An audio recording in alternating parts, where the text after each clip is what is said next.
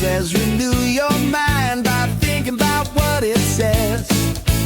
Letting the verses wash your thoughts like you use water to wash your hands. It's like taking out the trash when we refuse to think mean things and instead think about what God said. So let's take out the trash. Yeah, yeah, yeah. God said think about what is good, kind, lovable and true. When thoughts come into our heads, let's remember what the Bible said and take out the trash.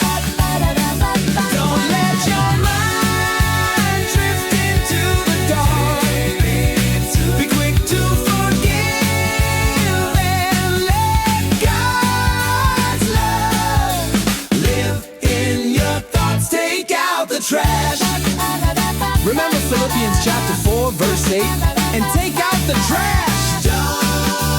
Don't wait, only give your mind to what is good, to what is good. What God says is good for you and me. So take out the trash.